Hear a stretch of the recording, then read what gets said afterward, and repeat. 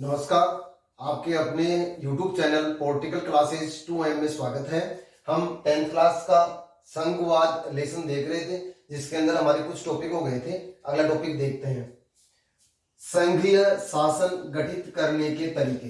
संघीय शासन का अर्थ हो गया, संघीय शासन की विशेषताएं हो गई, और भारत में संघीय शासन की विशेषताएं हमें हो चुकी हैं। अब देखना है कि संघीय शासन गठित करने के तरीके आपकी बुक में कौन से बता रखे हैं, और भारतीय शासन को एकात्मक शासन क्यों कहा जाता है। आप इस वीडियो को लास्ट तक देखें। आपको यदि अच्छा लगे तो इसको लाइक करें, शेयर करें, सब्सक्राइब करें। अब देखिए, आप संघीय शासन गठित करने के दो तरीके हैं। संघीय शासन गठित करने के दो तरीके हैं। पहला है सात आकर संघ बनाना। सात आकर संघ बनाना। अब इसमें क्या है, देखो, इस व्यवस्था में दो या दो से अधिक स्वतंत्र राज्य अपनी इच्छा से साथ आकर एक संघ का निर्माण करते हैं। यानी कि स्वतंत्र राज्य होते हैं और वो एक साथ आकर मिलकर एक संघ का निर्माण करते हैं। साथ आकर एक संघ का निर्माण करते हैं। इस व्यवस्था में राज्यों को केंद्र के समान अधिकार प्राप्त होते हैं कि भाई जिस प्रकार से केंद्र सरकार को अधिकार होते हैं, उसी प्रकार से राज्य सरकार को भी अधिकार होते हैं।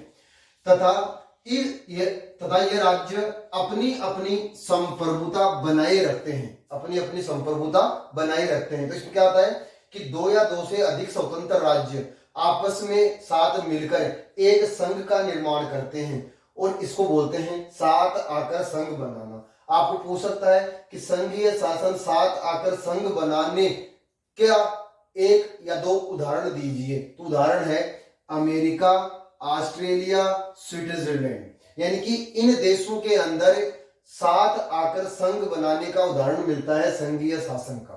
दूसरा है वो है साथ रहने के द्वारा संघ बनाना।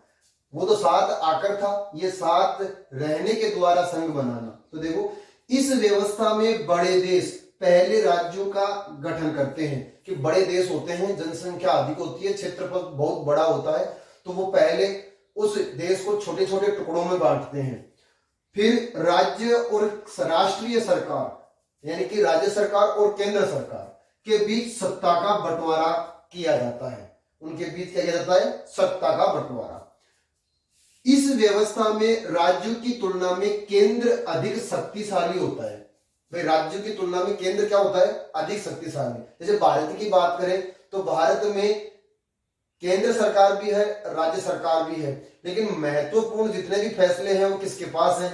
केंद्र सरकार के पास। वो हम अभी अगले टॉपिक में पढ़ेंगे कि भारतीय शासन व्यवस्था को एकात्मक शासन व्यवस्था क्यों कहा जाता है। तो ये आपके हो गए। इसमें उदाहरण पूछता है तो Bharat, Belgium, Spain. Bharat, Belgium, Spain. एक बात ध्यान में रखना, बेल्जियम में तीसरे स्तर की सरकार है,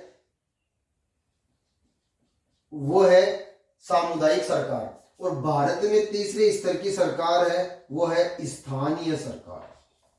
स्थानीय सरकार। तो आप इसका एक बार स्क्रीनशॉट ले लो, फिर अगला टॉपिक देखते हैं, भारतीय संघीय व्यवस्था को एकात्मक क्यों कहा जाता है।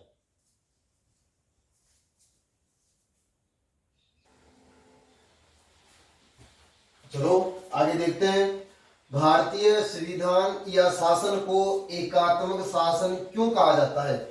ऐसे कौन से कारण हैं जिनके कारण भारतीय शासन व्यवस्था को एकात्मक शासन व्यवस्था कहा जा सकता है।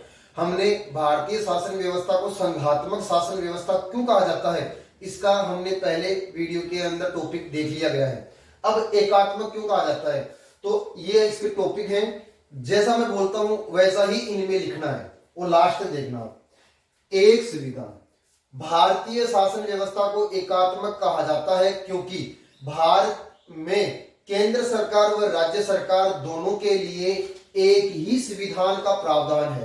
केंद्र सरकार और राज्य सरकार एक ही संविधान के अधीन है, इसलिए हम इसको एकात्मक शासन व्यवस्था कह सकते हैं। फिर है अवशिष्ट सूचियां। देखो, भारत में शक्तियों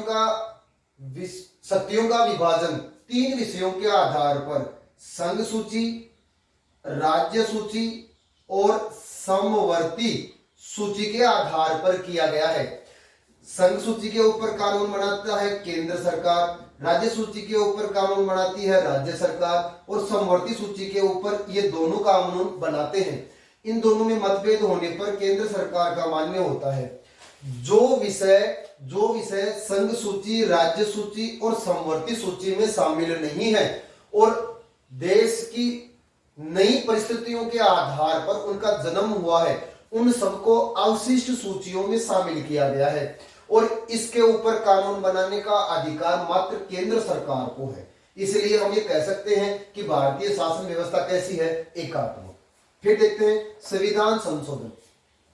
संविधान में संशोधन ज्यादातर उपबंधों में, यानी कि ज्यादातर संविधान में संशोधन अनुच्छेदों में अकेली संसद कर सकती है।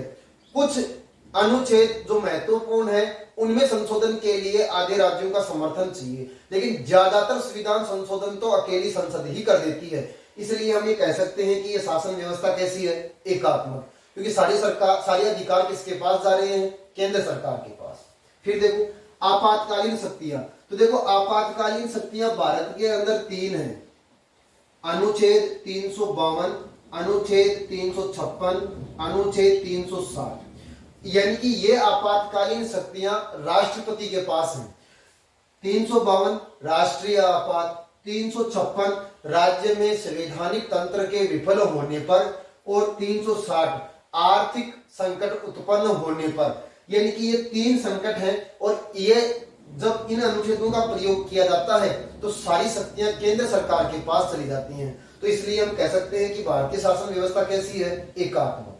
फिर देखो एकल नागरिकता, भारत के अंदर केंद्र व राज्यों को दोनों को अलग अलग अधिकार प्राप्त है, फिर भी भारत के अंदर एकात्मकता को बनाए रखने के लिए सभी के लिए एकल नागरिकता का प्रावधान है, यानी कि एक ही नागरिकता का प्रावधान है। फिर देखते हैं लोक सेवाओं का विभाजन नहीं। लोक सेवाएं अनुच्छेद 312 के आधार पर किसको दे रखी है, राज्यसभा को, जिसको बोलते हैं हम अखिल भारतीय सेवाएं। क्या बोलते हैं, अखिल भारतीय सेवाएं। कौन सा अनुच्छेद है, 312, किसके पास है, राज्यसभा के पास। कौन कौन से पद आते हैं इसके अंदर, आता है IAS, IPS, IFOS। IAS भारतीय प्रशासनिक अधिकारी, IPS भारतीय पुलिस अधिकारी, IFOS भारतीय वन सेवा। ये 3 अखिल भारतीय सेवाएं हैं और ये किसके पास है, राज्यसभा के पास है, अर्थात केंद्र सरकार के पास है। इनका विभाजन नहीं किया गया है, इसलिए ये किस शासन की ओर इशारा करती है, एकात्मक शासन की ओर। फिर देखते हैं अगला, राज्यों में राज्यपालों की नियुक्ति। भारत में 28 राज्य हैं वर्तमान में, और इन राज्यों के अंदर जो राज्यपालों की नियुक्ति करता है वो राष्ट्रपति करता है। इसलिए ये किस ओर इशारा करता है, एकात्मक शासन की ओर। फिर देखते हैं राज्य सूची के विषय पर केंद्र सरकार को कानून बनाने का अधिकार। ये अधिकार है राज्यसभा को। किसको अधिकार है, राज्यसभा को। अनुच्छेद है 249। राज्यसभा 249 अनुच्छेद के आधार पर राज्य सूची के विषय को यदि राष्ट्रीय महत्व का घोषित कर दे तो उसके ऊपर कानून कौन बनाएगी, केंद्र सरकार। कौन बनाएगी, केंद्र सरकार। तो इस प्रकार से इन टॉपिकों के आधार पर हम ये कह सकते हैं कि भारतीय शासन व्यवस्था कैसी है, एकात्मक। लेकिन भारतीय शासन व्यवस्था ना तो एकात्मक है ना संघात्मक, दोनों का मिश्रण है।